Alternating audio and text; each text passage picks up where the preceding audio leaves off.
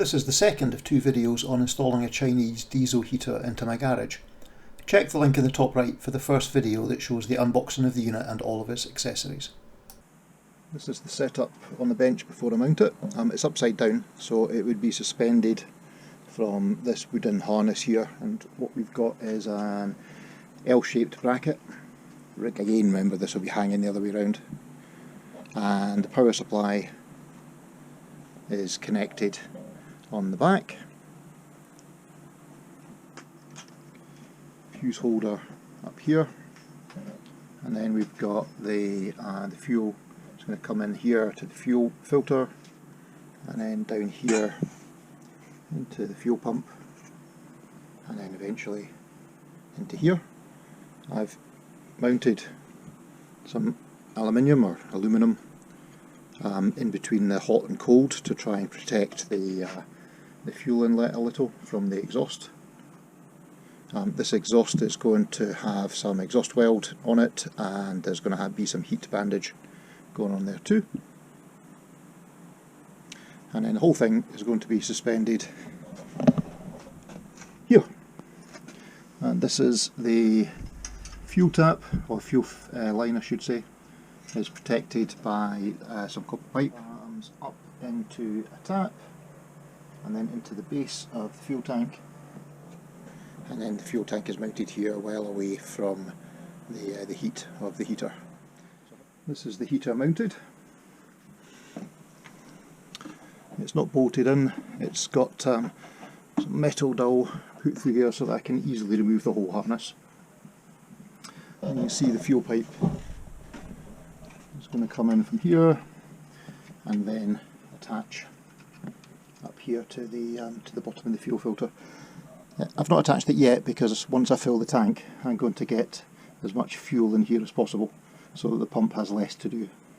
And then the only other thing that I do now is get the exhaust to go outside to the great outdoors. Okay, let's do a partial first fill. First off, tap is closed.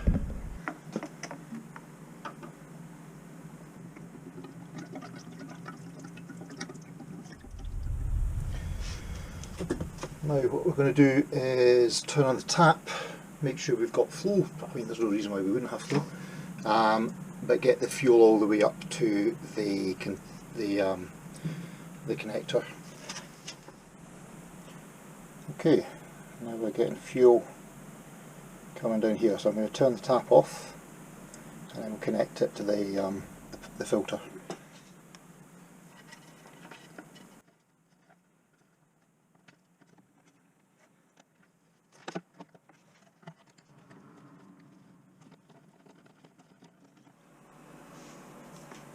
Okay, so fuel's back on again, applied power.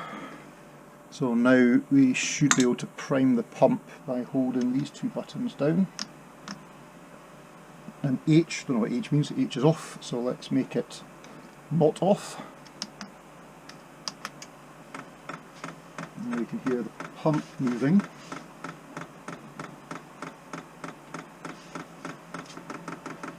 So it seems to be getting more frantic with its pumping.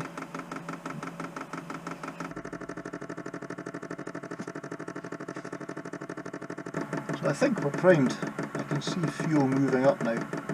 So I think now it's time to try it for real. Try with a go. So the red light indicates that the glow plug is on. We've got the fan going obviously, and I can feel the fan down here.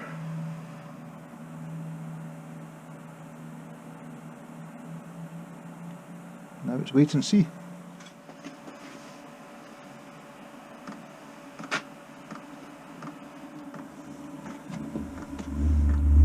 Okay, the fan's kicked in. It's making appreciably more noise than it had been. Pump speeding up. Air's definitely warmer.